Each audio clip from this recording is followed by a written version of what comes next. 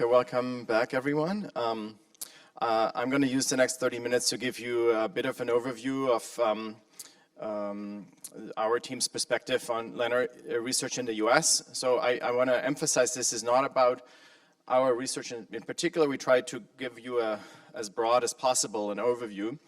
And if I think back I've been involved in LENR research more or less full-time since 2013 and part-time since 2008.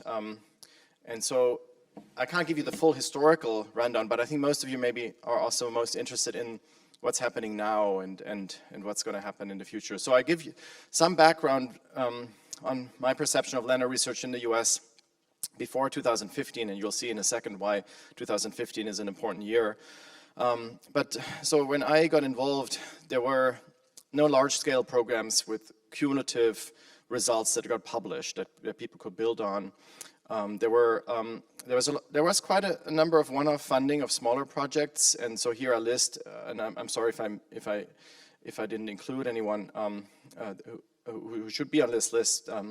But here's a few examples of people of sites where there was some continuity of research. But again, this would be on and off funding. Sometimes funding would run out. Sometimes results would not be published. And then there's this timeline that I'm going to focus on in this talk. And it started actually in 2014 when Anthropocene Institute started to get involved in LENR research. And I want to emphasize how Anthropocene and Google had a big impact on bringing about the ARPA-E program on LENR, which is not the only LENR research in the US now, but it's basically the focal point of LENR research in the US today. And so Anthropocene got started to be involved in LENR research in 2014, and the Google program got started in 2015 and ran for 5 years. And then ARPA-E started to look into LENR in 2019, and so then there was an ARPA-E LENR workshop leading to a program announcement and then leading to the start of the program last year. And both the Google program and Anthropocene efforts have contributed to this formation of an ARPA-E program eventually. So I'm going to talk a little bit about the Google program, which is now concluded, but it got started in 2015 by these three individuals. The driving force was Matt Trevithick at the bottom, and then Ross Koningstein and Dave Fork.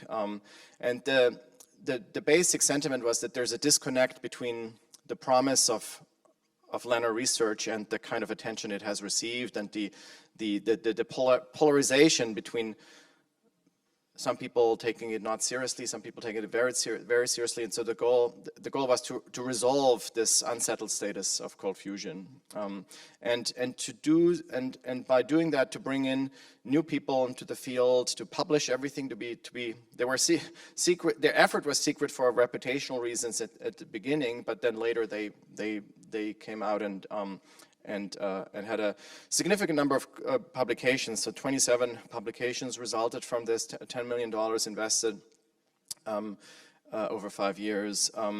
And here's an overview of some of the key people involved. And a lot of I should say that a lot of these publications they're focused not directly on replications, but they were focused more on characterization of materials, exploring the parameter space, diagnostics, calorimetry designs and qualifications and so forth. There were some replication efforts, like this kind of Rossi-inspired replication where they had these 420 runs all yielding null results, although there's criticism of this effort. But so there were some replication attempts. I think the maybe most visible result of the Google Cold Fusion program was this perspective article in Nature, revisiting the cold case of cold fusion, and it's been criticized by a lot of people in the LENR community. But I have the excerpt here that people should keep in mind that had a big impact. The call to revisit the conclusion that revisiting cold fusion is a risk worth taking, and that they hope to inspire others And the search for a reference experiment for cold fusion remains a worthy pursuit. And indeed, several new groups and newcomers have referenced and have been inspired by this kind of work. So it's maybe an example for how sometimes it's tricky to predict what the impact of something will be. And even if a lot of this article is very cautious, it did seem to have quite a positive impact for the field overall, I would say. So some of the key outcomes, so I mentioned this article here, but also new researchers were brought into the field, including young researchers, and I think there was a nice sort of demonstration that LENR research can be designed and framed in such a way that it doesn't harm young people's careers. That was, I think, considered not to be possible before that. And here I also mentioned that like concerns were voiced that some of the replication, so that not everything was perfect in that program. So concerns were voiced that replication attempts did not cover the right parameter space. And this is a kind of a general image to discuss this. But if you see the second chart, that would be what some people argued what this Rossi replication was like. It was very precise, 420 runs, well-controlled exploration of part of the parameter space, except that some people would argue it was the wrong part of the parameter space, and that's of course always a risk and a challenge when attempting a replication.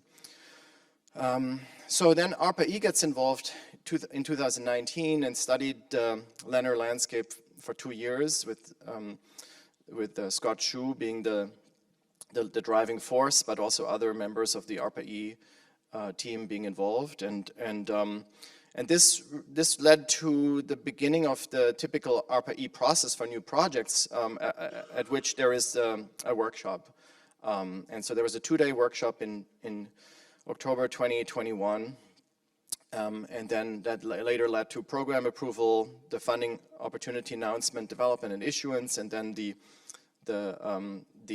selection of the performers, and then in 2023, last summer, the start of the program, to be concluded in 2025.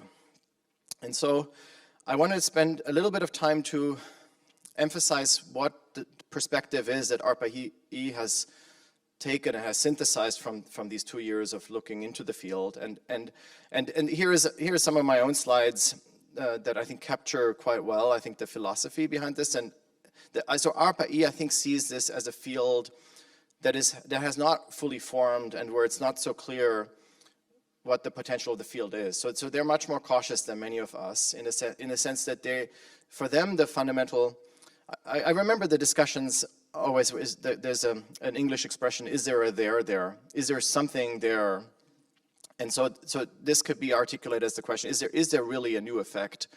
Or a lot of measurements artifacts or systematic errors and so forth. So that was a very important question for them. And then in a second step, or to some extent in parallel, one could ask what are the key variables to cause the effect, and that's of course very important if you want to engage in a replication and achieve reproducibility. But the idea is if one can really nail down the existence of a new effect, such as a novel class of nuclear reactions, LENR reactions, that they actually exist, which a lot of people in this room would take as a given, but a lot of people outside this room don't, then there would be already a tremendous increase of funding and resources, and a lot of these processes and the further exploration would kind of happen automatically by the science and innovation ecosystem driving this. And then in a following step, one could ask what are the underlying mechanisms to really control these phenomena and turn them into technology. So these questions are related to two words that often showed up in the ARPA-E discussions and then also in their documents. The question of irrefutability, so excluding all alternative explanations and using diagnostics that are well established and trusted and credible, and also the question of reproducibility. Some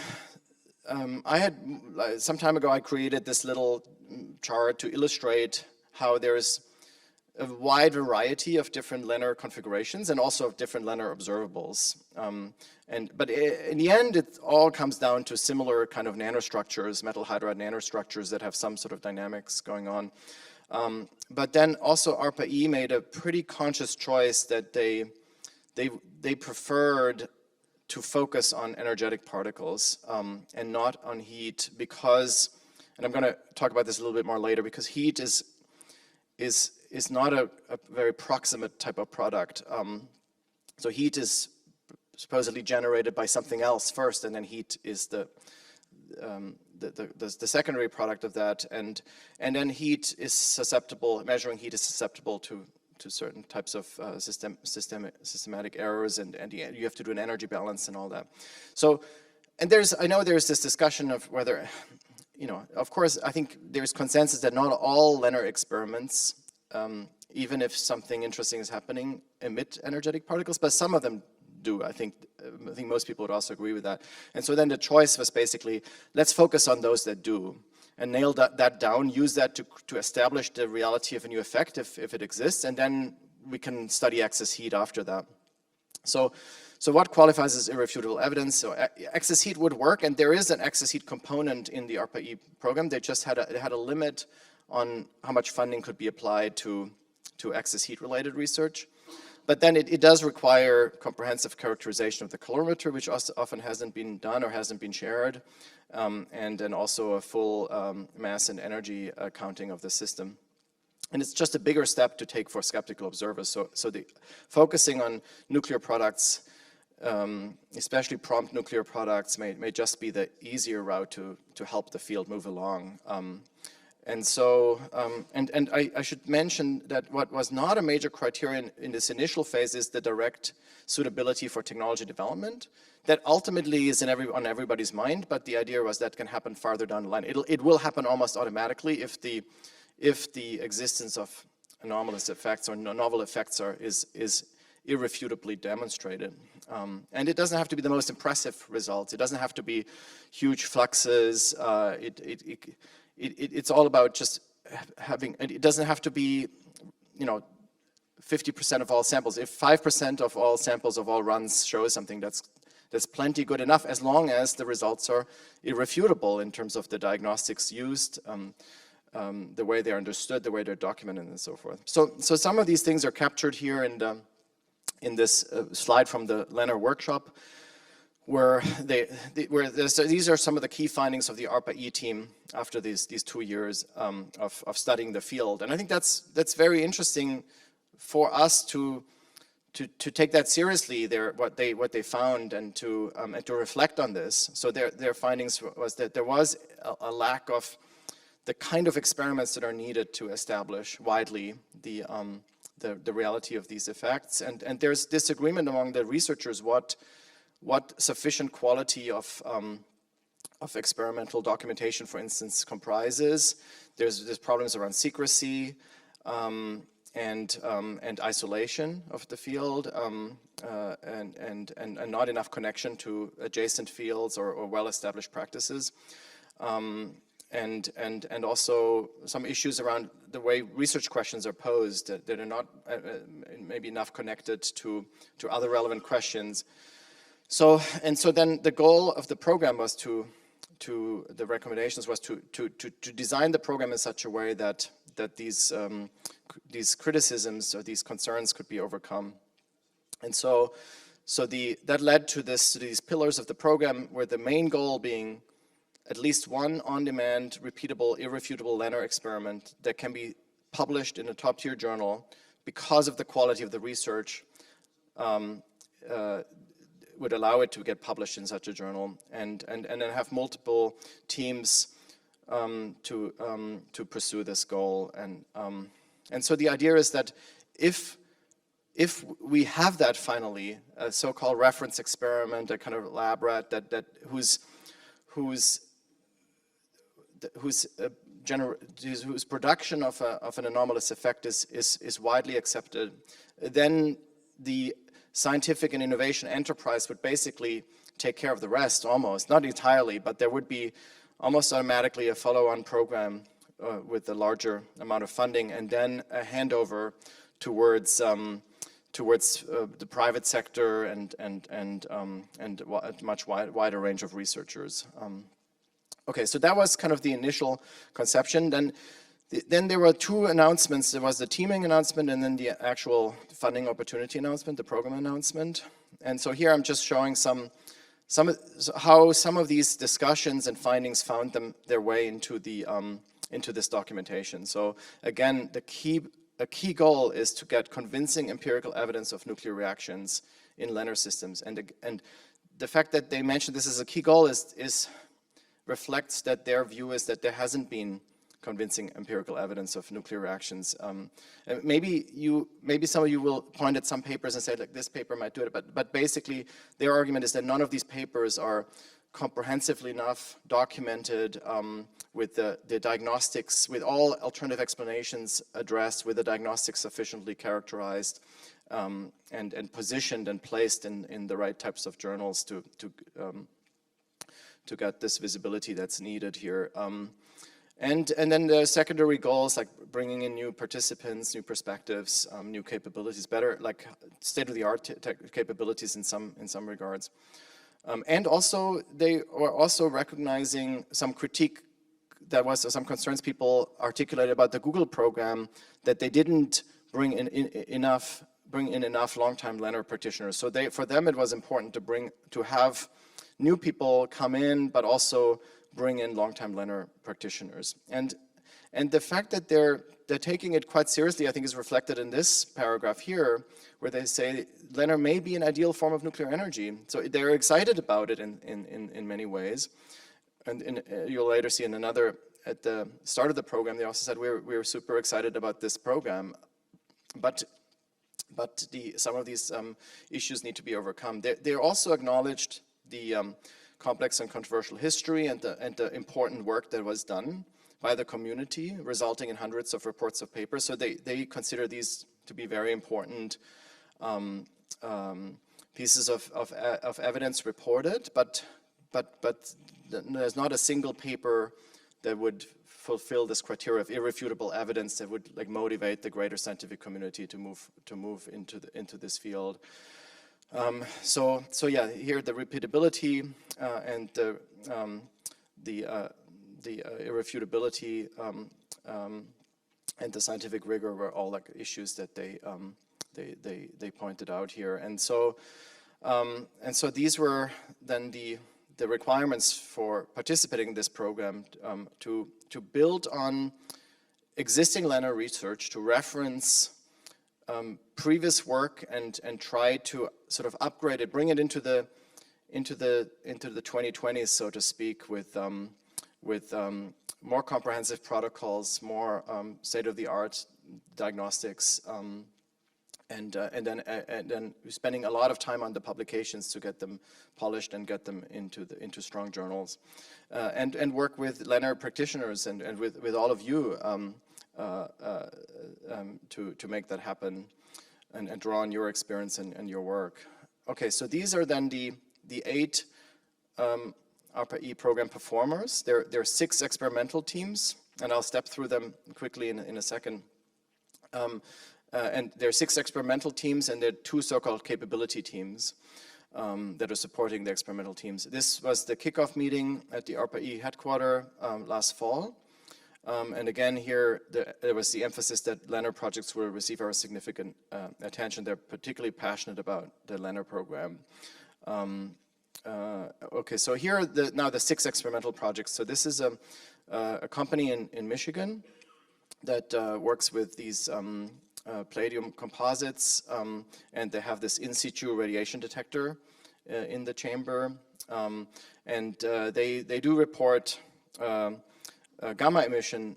So this was in a reported as a preliminary result at a public poster at the ARPA-E summit earlier this year, where they reported gamma emission of an unknown kind, and so that now has to be further pursued and documented,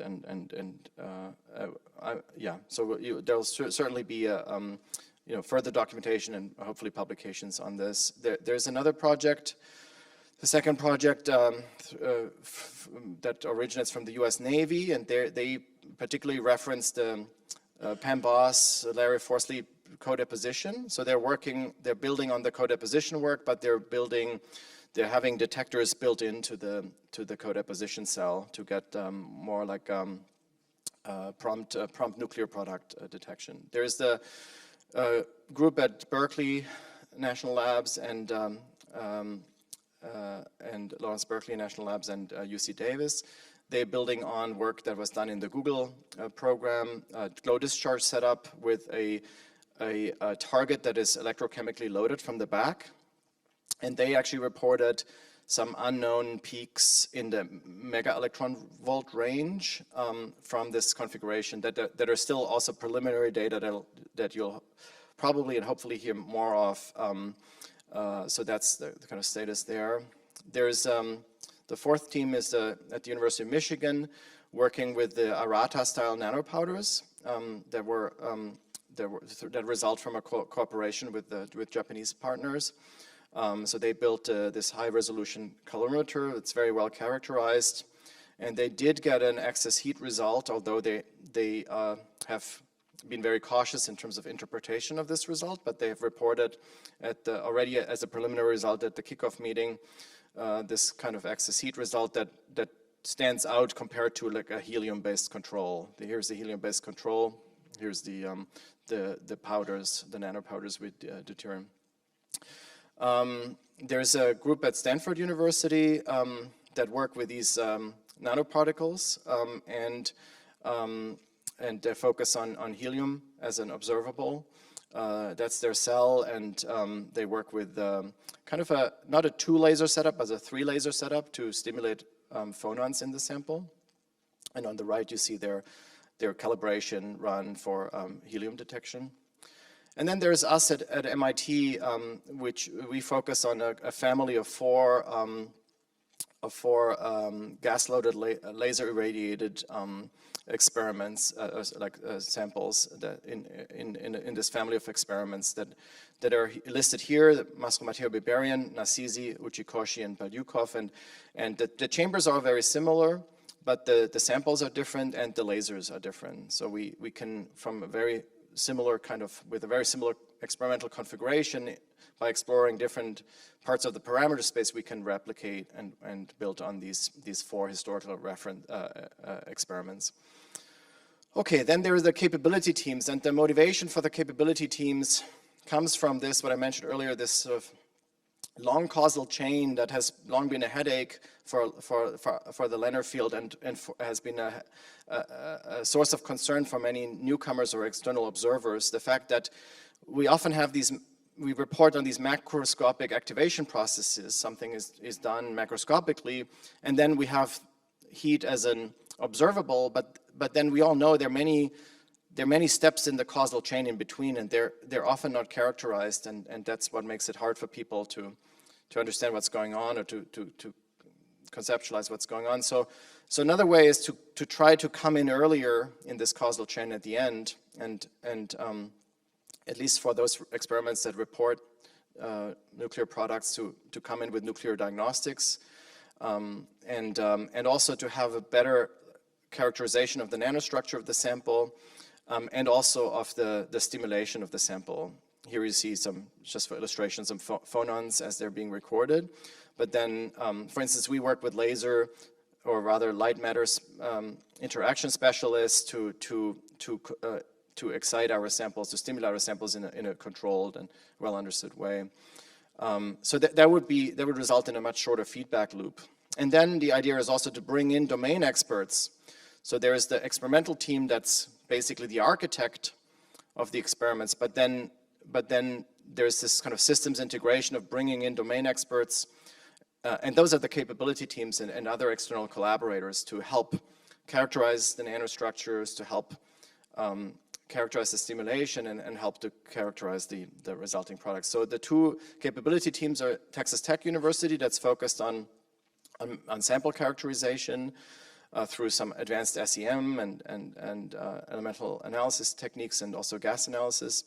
And then also a team at the University of Michigan that's very experienced in nuclear particle detection. And so those are their slides from the kickoff meeting. And so the general spirit is that we should really converge toward trusted industry standard equipment and protocols, statistical analysis, and so forth. So that's like a big overarching. Another thing I should mention that now goes beyond the ARPA-E program, and here we're shifting a little bit more towards the philosophy of our group and our network of collaborators. So we, for instance, use the ARPA-E project as an opportunity to engage with the community, to work with you guys, in particular here, Ubaldo Mastromateo and Jean-Paul Biberian, who just spoke, and build on their experiment. So and Jean-Paul, in turn, built on Mastromateo's experiment, and then we published the core of our ARPA-E proposal. And then we were very happy to see that the intention of this was to help other people get on board and contribute to this effort. And we were very happy to see that Hangzhang in China did actually take up that challenge and engaged in a replication effort. And we're in contact with him too. And he presented at this workshop, as many of you may have seen earlier this week. The other part of our philosophy is to really contextualize LENR, LENR-related principles, and make the connections to other fields. So we published this article on what we call the emergence of quantum energy science, and we participated in a conference that is a non-LENR conference that was held in Australia last December. The first international conference on quantum energy, and we were very well received there. So here's an example for how this article was cited started to be cited by this community now here in a Physical Review A article. And so we think this kind of connection, both in terms of experimental work, but also in terms of theoretical work, is important.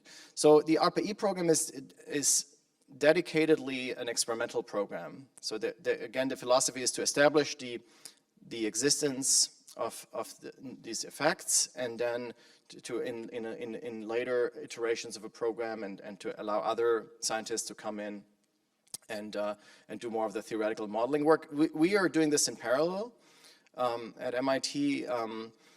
So we have this article come out this fall in the New Journal of Physics that's essentially a review article covering some of Peter's work, but also covering some of the work of the Chesky group, basically identifying what existing mechanisms within known physics are known. And again, I made this comment earlier at the conference about Occam's razor. It may very well be the case that there is some new particle in the standard model and whatnot, but we're not covering this. We're saying how far can we go within the existing, what mechanisms can we find within existing physics, and if that allows us to explain things, then that's good enough, and if not, then one has to go further, of course.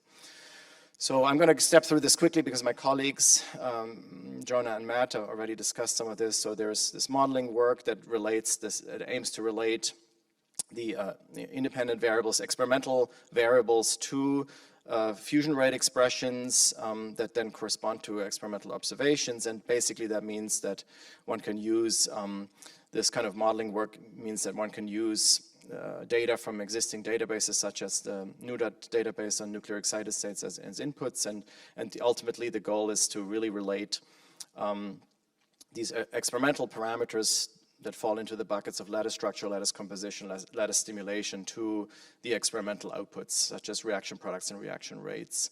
And so we work with different sort of software systems that are integrated and that we use to generate those results. And here are some examples of the Python notebooks that Matt presented on that you can check out on Project IDA, our GitHub website.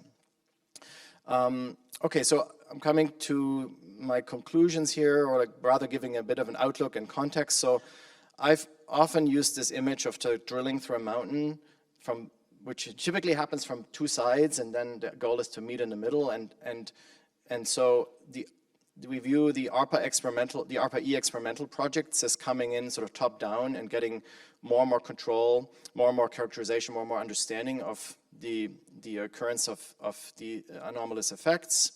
And then the bottom-up work, the quantum energy models and similar kinds of models and simulations, and certainly Konrad's and his group's work falls into this bucket as well. And the goal is that there ultimately is a convergence.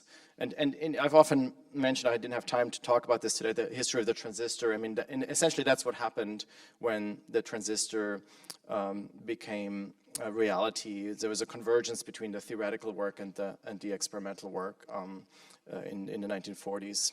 And because we're here in a political institution, I just want to draw attention to our recent publication in a Science Policy magazine. So Jonah and I wrote this article called An Ambidextrous Approach to Nuclear Energy Innovation. It just got published online 2 days ago. And it has this, what we call the spectrum of nuclear energy innovation that starts on the left with traditional fission and goes to advanced fission, traditional fusion, non-conventional fusion, and speculative fusion. And each of those has a different risk-reward profile, which is listed by the sort of qualitatively by the colors below and motivated by the little paragraphs below. So the more you go to the right of the spectrum, the less radioactive materials are involved, both inventory and waste, and release potential, and also the more physics and engineering uncertainty there is. And so, so the idea here is that that there hasn't been a convergence to any single nuclear energy innovation approach. That's why all of these buckets see activity and see funding, and that's probably good this way. So from an investor or from a science policy maker's perspective, you want to fund a portfolio of these approaches, and such a portfolio should very well also include LENR research. We think that's very justified alongside other research approaches. Okay, so that concludes my talk. Thank you for your attention. So thank you very much, Florian. I hope there are questions. Yes, Robert? Very brief. ARPA-E is a very, diversified program with the philosophy of doing as many different experiments as possible.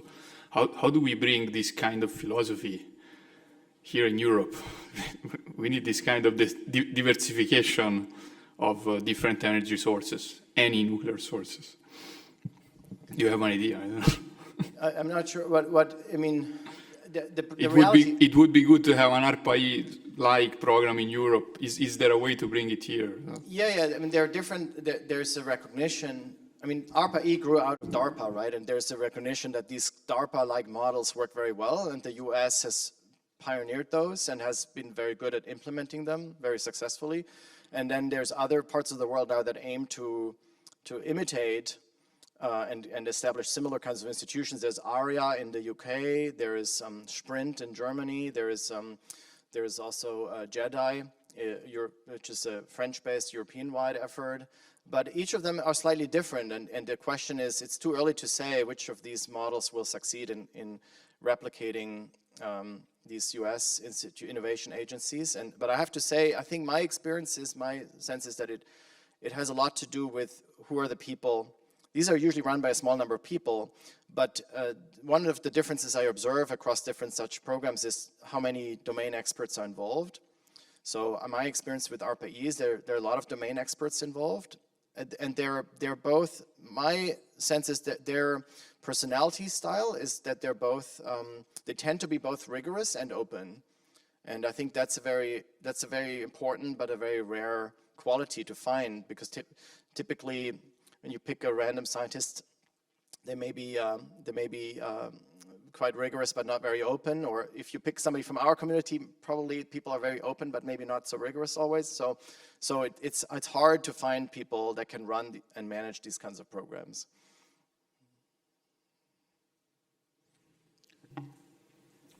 Okay, thank you. Just a quick comment. This actually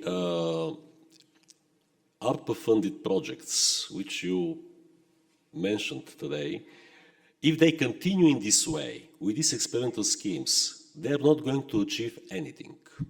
Unfortunately, the outcomes will hit our community in a negative way. It is the problem, which I see. Because actually, this project is supposed to be completed at 2025. It means next year. Okay. My question is, I didn't see in your report, in your actually, no, summary, even less summary of your project heat excess.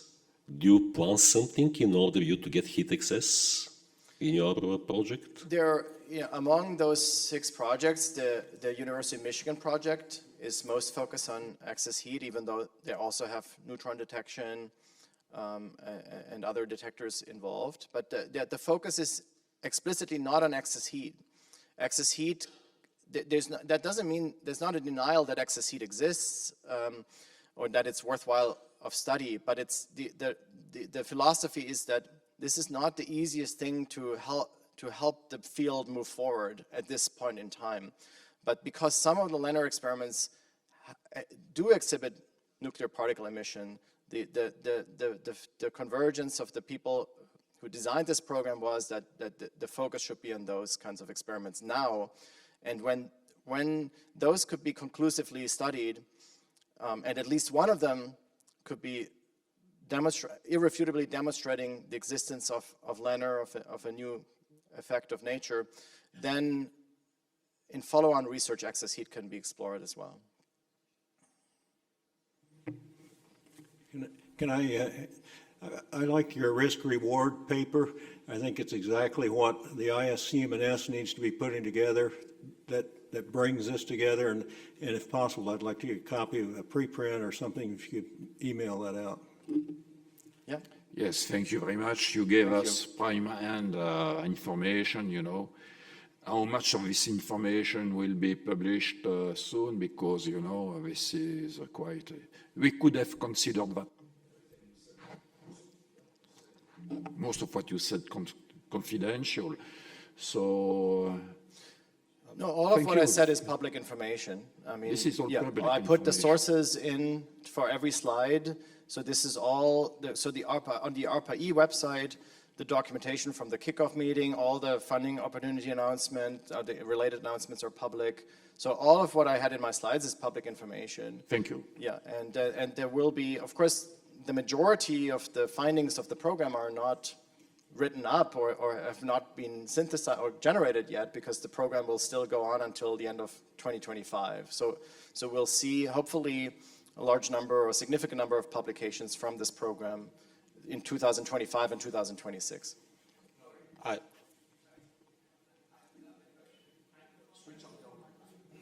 have another question, Florian. Sure.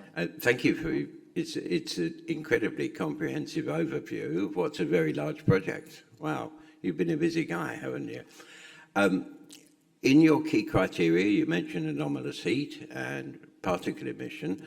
One of the things you didn't mention was the direct production of electricity, right? Right, yeah, that's which is known to exist, and I'm not just talking about the LEC work that Frank Gordon and ARPA have been doing, along with others, but Dave Nagel, for example, wrote an overview of direct electricity production a while ago in Infinite Energy magazine. And listening to the presentations at the workshop previously and in previous years, I've often thought to myself, those people should be looking for direct production from that system. They just, you know, they just need to make different measurements. And I think Ed Storms, in one of his last experiments, did in fact measure the direct electrical production from a working LENR system. And is there any possibility this might be added to the program at some point? So I haven't seen explicit documentation on how, and you know, by the way, a lot of what I presented to you were not my own opinions or views, but I was trying to synthesize for you all what the ARPA-E people, how they viewed the field, what they wanted to emphasize and so forth. So I just want to emphasize that. But I didn't see any documentation or explicit, I don't recall actually explicit discussion of this.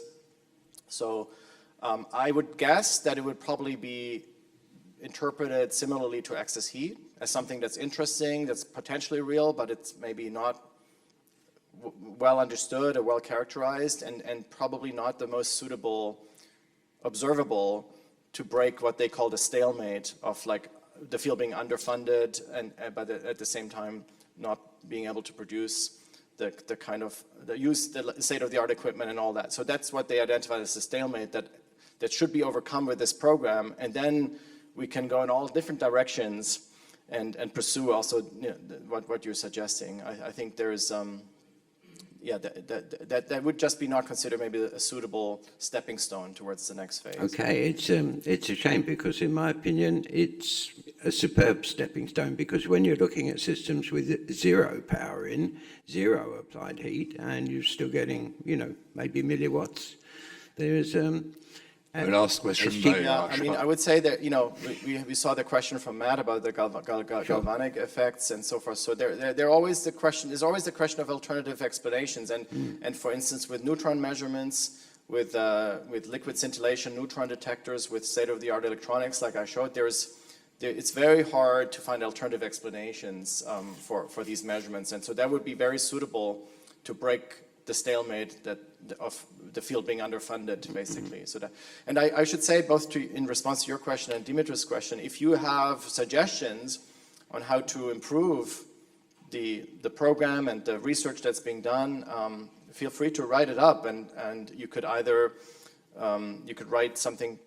Only under a common project I can cooperate, but with a common project, joint project, sorry. Yeah, but. Okay, yes? But no, that doesn't work for us because we're. Sorry. So you can write it up just the way we put our proposal out there on SSRN for everyone to see, and Hang Zhang started working on it without asking us, and then later he contacted us, and of course we can collaborate, but I can't promise you a formal collaboration. I'm not even authorized to do that. No, you are not in power. But feel free, anyone who is criticism of the ARPA-E program, to write up your concerns, put them on SSRN or another preprint server, send them to us. You can do it public, or you can communicate with us. Maurizio Maggiore, maybe. Yeah, just a quick one. The program mentioned, let's say, cooperation with old practitioners, and I saw there two cases where there was a sensor in the chamber. That was an idea I spoke with Piantelli about. He was very keen on it. Have you been, is this coming from discussion with that, or it was just an independent? I frankly don't know where all the ideas originated from, and I also don't know who each of the teams, who they talk to, I mean, it's not that they're keeping it secret or so, but everyone's busy with their own work, and we meet from time to time, but not very often, and so it's. But in any case, having the sensor as close as possible is also a cure for the issues that Lynn mentioned. Yeah, of course, that a lot of people seem to think that, yeah. So my question is, the experiments you have presented focus on DD system, or also light hydrogen is want to be measured? I don't know exactly. I would say they're all DD. Out of Only the top DD, of my head. mainly Yeah. DD. Okay. Yeah. This is different that we do in our projects as well. I can't say 100%. I mean, but from what I recall from the documentation, I think it's all DD. Okay. So thank you very much, Florian. It was really worth. You had this information.